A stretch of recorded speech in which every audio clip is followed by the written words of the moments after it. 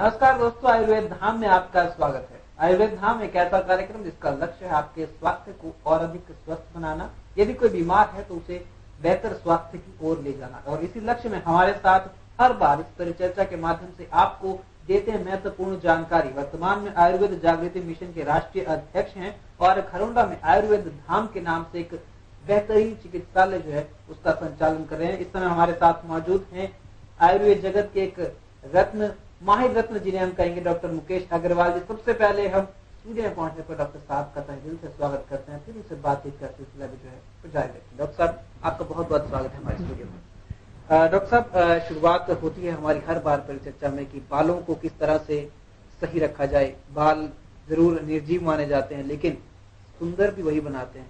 और इसी कड़ी में हमारे साथ हमारे जो दर्शक हैं वो जुड़े हैं और उन्होंने प्रश्नों की भरमार भेजी है आप ही के लिए। मैं इजाजत हो आपकी तो शुरू करना चाहूंगा उन्हीं के सवाल। बिल्कुल। तो दोस्तों, आप ही के ये सवाल हैं जो इस मंच के माध्यम से हम पहुंचा रहे हैं डॉक्टर साहब तक। और इस समय जो नंबर आप टीवी स्क्रीन पर देख रहे हैं, इस नंबर पर आप संपर्क कर सकते हैं वैद्य हुकमचंद आयुर्वेद धाम में सीधे ही और अपने सवालों का निःशुल्क पंजीकरण भी करवा सकते हैं। और इस बार पहला सवाल हमने लिया है योगिंदर जी जो ओंगद गांव से हैं। इनका कहना है डॉक्टर साहब की सिर के अगले हिस्से में बाल झड़ने की समस्या से ये ग्रसित हैं और इसे किस तरह से दूर कर सकते हैं और बालों को फिर से पहले जैसा दिख सकते हैं। जैसे हमने पहले भी बात की है, अगर सिर के सिर्फ अगले हिस्से से यानी कि फ्रंटल रीजन से बाल निकल रहे हैं तो ध्यान जाता है कि ये एलोपेशिया एंड्रोजेनिया यानी कि मेल टाइप बाल्डनेस हो सकती है। और दूसरा कारण इस तरह की बाल्डनेस का वो एलोपेशिया डिफ्यूजा होता है। तो ये तो एक बार पेशेंट को देखने के बाद ही पता लग पाता है कि किस तरह से उनके बाल किस पैटर्न से निकल पा रहे हैं। तो जैसे कि डॉक्टर साहब इन्होंने सीधे ये सवाल ही पहुंचाया है कि ऐसे बात आप इन्हें क्या, जब तक ये आयुर्वेद धाम तक पहुंचते हैं तब तक आप इन्हें क्या प्रिकॉशंस देना चाहेंगे कि योगिंदर साहब को इस तरह का करना चाहिए और इस तरह बिल्कुल भी नहीं करना चाहिए खान पान में और व्यवहार में? थोड़ा ध्यान रखें अपने बालों की। जो समस्या इनको लगी है कहीं ना कहीं, तो जब कहीं चिंगारी दिखती है हमें तो उसका मतलब यह है कि कहीं ना कहीं कुछ गड़बड़ तो होती है, कहीं ना कहीं आग लगने की संभावना तो होती है। तो इस चिंगारी को आग ना बनने दें, ठीक है। तो मैं तो ये कहूंगा कि वो जल्दी से जल्दी अपनी समस्या को, जो शुरुआत हुई है उसको जब तक वो बड़ी बने उससे पहले एक चिकित्सक की सलाह लें। और बालों की, चाहे वो बाल एंड्रोजेनिया एलोपेशिया है चाहे वो बाल एलोपेशिया डिफ्यूजा है, दोनों ही कंडीशन के अंदर योगिंदर जी को मेरी सलाह ये है कि पूरी तरह से संभव है इनका निदान। और बशर्ते कि ये समय रहते एक चिकित्सक से संपर्क करें, एक डर्मेटोलॉजिस्ट, एक ट्रैकोलॉजिस्ट से संपर्क करें और अपनी पहले तो समस्या जाने की किस कारण से समस्या हुई है। बाकी जहां तक आपने खान पान की बात की, वो तो मैं जैसे हर बार ये कहता आया हूं कि अपने भोजन के अंदर संतुलन रखें। जो एक डाइट होती है वो संतुलित हो और साथ में पानी खूब ज्यादा पिए, 7 से 8 गिलास कम से कम। बढ़िया नींद लें, आधे घंटे की मिनिमम एक मॉर्निंग वर्कआउट, उसमें सैर योगा कुछ भी हो सकता है वो करें। अच्छी सोच रखें। इस तरह की जो दिनचर्या है, इस तरह की जो स्वस्थ रूप से संबंधित आयुर्वेद संबंधित दिनचर्या है उसको अपने जीवन में फॉलो करें। जी, बहुत बहुत शुक्रिया डॉक्टर साहब। योगिंदर जी, ये हिदायतें हैं आपके लिए। ओंगद गांव से आप संबंध रखते हैं और आपने जो समस्या बताई कि सिर के अगले हिस्से से बाल झड़ने की समस्या आप महसूस कर रहे हैं, तो डॉक्टर साहब ने बताया कि अनुशासित तरह से आपको अपने व्यवहार और खान पान में किस तरह से कार्रवाई को आगे बढ़ाना है। हम जानते हैं योगिंदर साहब, आप इस समय क्या सोच रहे होंगे। आप ही की तरफ से मैं जो है अगला सवाल डॉक्टर साहब से जरूर करना चाहूंगा। डॉक्टर साहब, योगिंदर जी के मैं अगर समझ पा रहा हूँ उनमें यही सवाल चल रहा होगा यदि वो आयुर्वेद धाम में पहुंचते हैं और शुरुआती दौर में यह समस्या है, उनके शब्दों से महसूस हो रहा है कि अभी उन्होंने शुरुआती दौर में इस समस्या को समझा है, तो इसमें कुल समय जो है वो कितना लगेगा कि उनके बाल फिर से पहले? तो बालों की कोई भी समस्या अगर है, चाहे वो छोटी भी है, तो मिनिमम 3 महीने मान के चलते हैं और मैक्सिमम 1 साल माना जाता है अगर सर्जिकल केस नहीं है।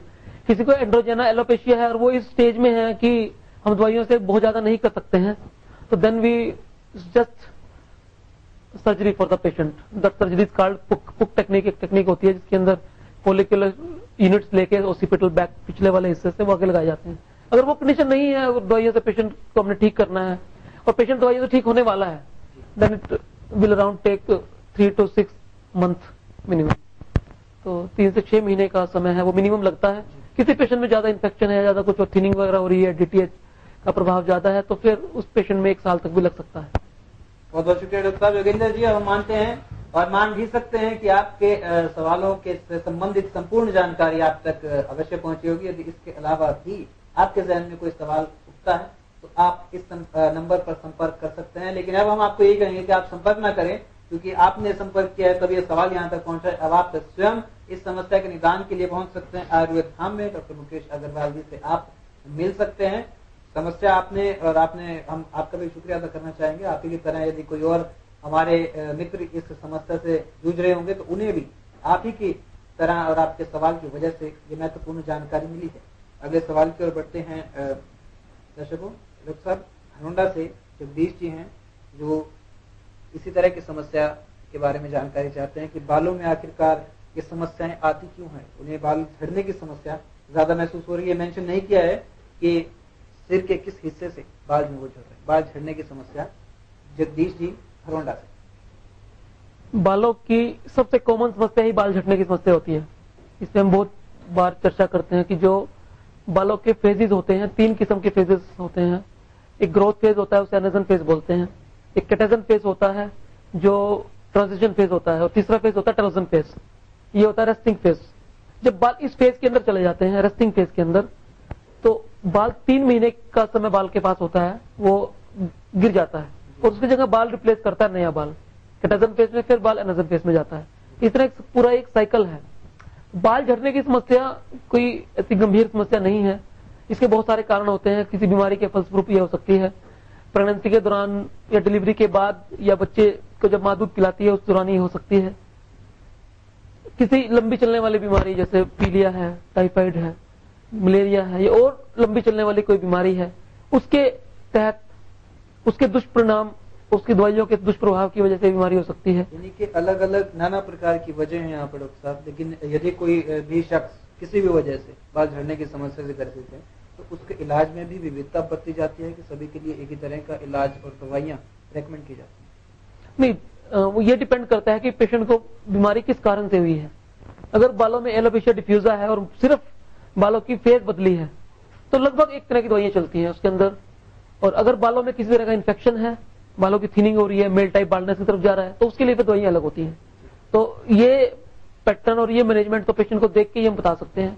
बहुत सारे एलोपेशिया डिफ्यूजा के केस में भी इसके अलावा कुछ और कारण होते हैं, तो वहां पे देखना पड़ता है कि विटामिन ए की कमी होती है, न्यूट्रिशन डेफिशिएंसीज होती हैं। उसी के अनुसार आप उन्हें दवाइयाँ जो है उसी हिसाब से पेशेंट को ट्रीट किया जाता है। बहुत बहुत शुक्रिया डॉक्टर साहब। दोस्तों, सवाल पूछने का हमारा मकसद यही था।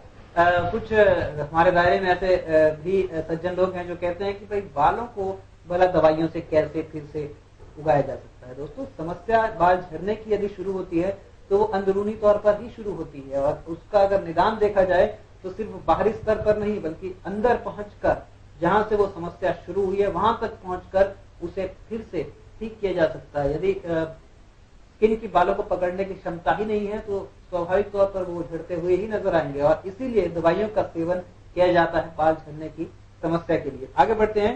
डॉक्टर साहब कुंजपुरा से राजेश जी हैं। इनका कहना है कि इन्होंने हेयर ट्रांसप्लांट टेक्निक के तहत बालों को प्रत्यारोपित करवाया था, पैचेस जो आपने लास्ट टाइम बताया था, लेकिन इन्होंने मेंशन नहीं किया है, कहा है कि दिल्ली की तरफ ये गए थे, लेकिन अब इन्हें उनमें समस्या महसूस हो रही है और ये जानना चाहते हैं कि क्या उसे अब फिर से ठीक किया जा सकता है। बिल्कुल, अगर इन्होंने ट्रांसप्लांट बालों का करवाया है तो बालों में भी ट्रांसप्लांट 2 टेक्निक इसकी होती है। जो लेटेस्ट टेक्निक है वो मैं पहले ही बताता हूँ, टेक्निक है फॉलिकुलर हेयर ट्रांसप्लांट टेक्निक, जो जिसके अंदर मिनिमम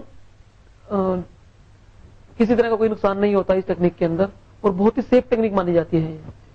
तो इस टेक्निक के जरिए जो बाल लग जाते हैं वो बाल ताउम्र रहते हैं और पूरी तरह से जैसे बाल बढ़ना चाहिए उस तरह से बाल बढ़ता है, और पूरा का पूरा जब तक व्यक्ति की उम्र होती है वो बाल सिर पर रहते हैं, बशर्ते कि सर्जरी करने वाला सर्जन, क्योंकि ये कॉस्मेटिक सर्जरी है तो ये पूरा का पूरा डिपेंड करता है आपके सर्जन पर जिसने आपकी शल्य क्रिया की है।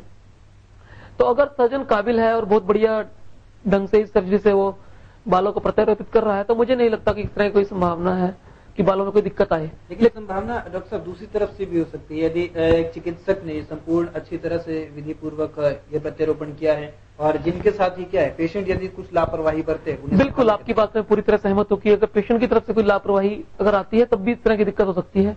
और हो सकता है कि जब इन्होंने ये प्रत्यारोपण बालों का करवाया हो, वो टेक्निक इससे पुरानी जो टेक्निक है उससे करवाया हो, उसके अंदर कुछ दिक्कतें हैं, तो ये तो हम देख के ही बता पाएंगे कि इस पेशेंट में क्या हो सकता है।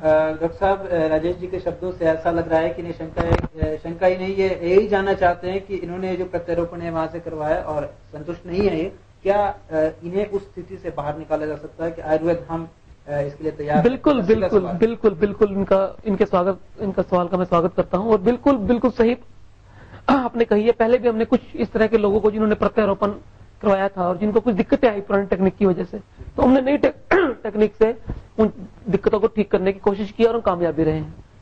जी शुक्रिया डॉक्टर साहब। राजेश जी गुंजपुरा से अपने सवाल पूछा था कि आपने जो हेयर पैचेस की तकनीक कहीं और से इस्तेमाल में लाई थी और अब आप उससे थोड़ा असंतुष्ट महसूस कर रहे हैं, तो आयुर्वेद हम आपका साथ देने के लिए तैयार है। आप पहुंच सकते हैं घरौंडा में एंट्री करते ही बस स्टैंड के बेहद नजदीक, आप किसी से भी पूछें या फिर ना पूछें, आप स्वयं पहुंच जाएंगे। ठीक बाईं ओर मुड़ते ही आयुर्वेद धाम में, वहीं पर आपकी मुलाकात होगी डॉक्टर मुकेश अग्रवाल जी से और उनके संचालन में जो टीम वहां पर कार्यरत है। किसी भी सदस्य से आप संपर्क करके डॉक्टर साहब तक पहुंच सकते हैं और इस समय जो नंबर आपकी टीवी स्क्रीन पर फ्लैश किया जा रहा है उसके माध्यम से भी आप डॉक्टर साहब के कार्यालय में संपर्क कर सकते हैं। राजेश जी, ये आपका सवाल था, आगे बढ़ते हैं एक और सवाल की ओर। डॉक्टर साहब, प्रियंका जी हैं जो काछवा से संबंध रखती हैं, इन्हें बालों में रूसी की समस्या और घुंघरालेपन की जिसे समस्या मान रही हैं। पहले तो यही हमारा सवाल है आपसे कि घुंघरालापन जो है बालों का वो समस्या है या प्राकृतिक तौर पर? बिल्कुल सही, आपने इसका प्रश्न भी दे दिया और उत्तर भी दे दिया है। बिल्कुल प्राकृतिक है, ये भगवान की बनाई हुई ही एक चीज है। जिस तरह से बाल स्ट्रेट होते हैं और घुंघराले भी हो सकते हैं, तो इसके अंदर तो मैं तो यही एडवाइस करना चाहूंगा इनको कि छेड़छाड़ ना करें, उनकी केयर करें। रूसी एक समस्या है, घुंघरालापन समस्या नहीं है। रूसी के बारे में आप प्रियंका जी को क्या कहना चाहेंगे काछवा से? रूसी उन लोगों को ज्यादा होती है जिनकी ऑयली स्किन होती है। ड्राई स्किन वालों में रूसी कम देखने में आती है। ऑयली स्किन वालों को ड्राई स्किन वाले पेशेंट से ज्यादा केयर करनी पड़ती है। तो एक तो जैसे मैंने बताया कि पहले भी इस बारे में बात कर चुके हैं, इन्फेक्शन के चांसेस जो है oily skin, yes, oily skin जिनको सेबेशियस ग्लैंड ज्यादा होती हैं उनको चांसेस ज्यादा रहते हैं फंगस के अटैक होने के।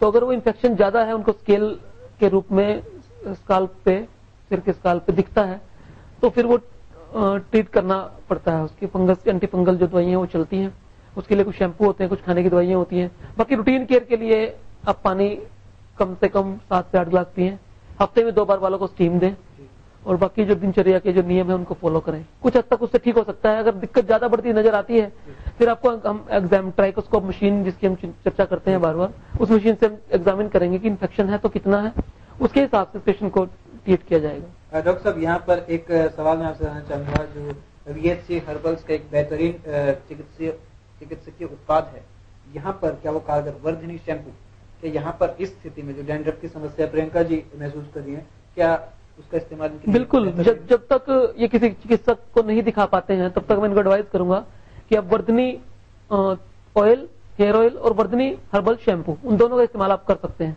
वर्धनी हेयर ऑयल एक ऐसा प्रोडक्ट है जिसके अंदर चिपचिपाहट और स्मेल बिल्कुल नहीं होती है। चिपचिपाहट ना होने की वजह से ये फंगस को अटैक नहीं करता है, फंगस को दूर करने में हेल्प करता है, बालों की थिनिंग को दूर करता है, बालों को पोषण देता है, बालों को घना लंबा और काला बनाता है। और जो शैम्पू है वो स्पेशली डैंड्रफ को दूर करने के लिए ही बनाया है और 100% हर्बल है, जिसके अंदर किसी भी केमिकल का इस्तेमाल नहीं किया गया है। तो जब तक ये किसी चिकित्सक के संपर्क में नहीं आती है तब तक इनको मैं एडवाइस करना चाहूंगा प्रियंका जी को कि वो वर्धनी हेयर ऑयल और हेयर शैम्पू का इस्तेमाल कर सकते हैं। बहुत बहुत शुक्रिया डॉक्टर साहब। प्रियंका जी, काछवा से आप हैं और आपने सवाल पूछा था कि बालों में डैंड्रफ की समस्या आपको महसूस हो रही है, तो उसके लिए आप जब तक आपको महसूस होता है कि अब स्थिति सामान्य है तब तक आप इस्तेमाल कर सकते हैं वर्धनी हेयर ऑयल और वर्धनी शैम्पू का। उसका कोई नुकसान आपकी त्वचा या आपके बालों पर आपको नहीं होगा। और यदि आपको नहीं लगता है कि अब भी स्थिति सामान्य नहीं हो रही है, तो आप आयुर्वेद धाम में भी पहुंचकर संपर्क कर सकते हैं। कोरियन मशीन है जिसके माध्यम से, ट्राइकोस्कोपी तकनीक के माध्यम से जांचा जाता है कि बालों को आखिरकार किस तरह के ट्रीटमेंट की आवश्यकता है, उनमें समस्या क्या है। इसी सवाल में डॉक्टर साहब एक और सवाल हम जोड़ना चाहेंगे। जैसा कि कर्ली हेयर्स का जिक्र किया प्रियंका जी ने, कई तरह के आजकल ट्रीटमेंट्स ऐसे प्रलोभन भी दिए जा रहे हैं कि स्ट्रेटनिंग करवाई जाए बालों की केमिकल्स के माध्यम से। केमिकल लगाए जाते हैं और उनको स्ट्रेट किया जाता है। कुछ समय के लिए तो वो स्ट्रेट रहते हैं, लेकिन फिर वो अपने प्राकृतिक प्रारूप में ढल जाते हैं। क्या वो जो इस्तेमाल किया जाता है स्ट्रेटनिंग में, ये सही है बालों के स्वास्थ्य के लिए? पहली बात तो ये कि जब हम किसी केमिकल से बालों को सीधा करने की कोशिश करते हैं तो उसके तहत बहुत सारे केमिकल अप्लाई करने पड़ते हैं बाल के ऊपर। और बाल की अगर हम बात करें संरचना की तो उसमें 4 लेयर्स होती हैं, क्यूटिकल, मेडुला, कॉर्टेक्स और शीट। जब कोई भी केमिकल बालों पे लगाया जाता है तो बालों को जो शाइनिंग और स्ट्रेंथ देने वाली लेयर है, सबसे ऊपर वाली लेयर क्यूटिकल, उस पर सबसे ज्यादा इफेक्ट आता है, वो सबसे ज्यादा प्रभावित होती है। उससे वो थिन भी हो सकती है, उसके में ब्रेक भी आ सकते हैं बीच बीच में क्यूटिकल के अंदर, जिससे बाल जो है आपके बेहतर होने की बजाय खराब हो सकते हैं। तो उनके दिखने की सुंदरता उसमें भी कमी आ सकती है। यस, बिल्कुल कमी आ सकती है। और जैसे मैं पहले भी बताता रहा हूं कि बाल की एक उम्र होती है, हर एक बाल की 3 से 5 साल उम्र होती है बाल की, और हर महीने 1 सेंटीमीटर के करीब बाल बढ़ता है। तो जब आपने बाल घुंघराले से स्ट्रेट करवाए तो कुछ समय के बाद 6 महीने, साल के बाद वो बाल जब बढ़ेंगे तो जिन बालों में स्ट्रेनिंग हुई है वो बाल तो स्ट्रेट रहेंगे, लेकिन जब वो ऊपर आते रहेंगे आपको कटिंग करवानी पड़ेगी, तो छोटे करवाने पड़ेंगे, तो फिर से वो, क्योंकि नेचर ने आपके बाल घुंघराले से स्ट्रेट नहीं किए हैं, ये मैन मेड जो हम बीच में जो प्रकृति के बीच में छेड़छाड़ करते हैं, ये उसका नतीजा है जो हम स्ट्रेट करते हैं। तो मैं तो वैसे भी पर्सनली भी अगर व्यक्तिगत स्तर पे भी बात करूं तो प्रकृति के छेड़छाड़ के बहुत खिलाफ हूं। प्रकृति के जो यहाँ पर हम आपसे एक सामाजिक संदेश चाहेंगे। आजकल युवाओं में ये बहुत प्रचलन में है कि बालों को सभी होता है कि एक दिशा में यदि कुछ फैशन आता है तो उसी तरफ सब दौड़े चले जाते हैं। युवाओं में भी आजकल हेयर स्ट्रेटनिंग जो है बहुत ज्यादा फैल चुकी है। आप उन युवाओं को क्या कहना चाहेंगे? हेयर स्ट्रेटनिंग के साथ साथ जेल और जो दूसरी तरह के उत्पाद हैं बालों को सटीक रखने के लिए एक ही दिशा में, उनका इस्तेमाल वो करते हैं। आप युवाओं को क्या कहना चाहेंगे? सामाजिक दृष्टिकोण से क्या संदेश है? अगर टेम्पररी फेज के लिए आपने बाल स्ट्रेट रखने हैं या बालों को जेल लगाना है तो अच्छी कंपनी का उत्पाद आप लें तो रिकमेंडेड है। लेकिन अगर आप परमानेंट चाहते हैं कि बालों के साथ हम छेड़छाड़ करें, उसको सीधे कराएं या सीधे से घुंघराले कराएं, क्योंकि एक मनोवैज्ञानिक समस्या हमारी क्या है कि हम अपने से और अपने शरीर से और अपनी चीजों से संतुष्ट नहीं होते हैं। हमें एक देसी कहावत है कि हमें दूसरे की थाली में घी ज्यादा दिखता है, और यही वजह रहती है कि नुकसान की ओर बढ़ते चले जाते हैं। दोस्तों, ये सीधे शब्द हैं डॉक्टर साहब के, समझने में बहुत ही आसान है और सभी के लिए एक समान है कि आप स्वयं से जरा संतुष्ट होकर देखिए। आप बेहद सुंदर हैं, आप बेहद आकर्षक हैं। आपको किसी तरह की प्राकृतिक चीजों को अपने शरीर, अपनी स्किन, अपने बालों पर इस्तेमाल करने की कोई आवश्यकता नहीं है। आयुर्वेद आपके लिए सारे द्वार खोलकर रखे हुए है। आप प्राकृतिक चिकित्सा पद्धति ही अपनाएं। आपका शरीर यदि आप देखें ध्यान से पूरी तरह से प्राकृतिक है, कहीं पर कोई भी सिंथेटिक वस्तु नहीं है, तो फिर क्यों सिंथेटिक चीजों का इस्तेमाल इसके साथ किया जाता है? सवालों का सिलसिला आगे चलता रहेगा। आप ही के सवाल हैं और आप अपने सभी मित्रों से अनुरोध करेंगे कि यदि आपके जहन में भी कोई सवाल इस परिचर्चा के माध्यम से उजागर हुआ है, आप उस सवाल का उत्तर जानने के लिए इस फ्लैश किए जा रहे नंबर पर तुरंत संपर्क करें आयुर्वेद धाम में और अपने सवालों का पंजीकरण करवाएं। यदि आप किसी तरह की समस्या से परेशान हैं तो आप आयुर्वेद धाम में जाकर परामर्श भी ले सकते हैं, सही इलाज भी ले सकते हैं। परिचर्चा जारी रहेगी, मिलते हैं एक छोटे से ब्रेक के बाद।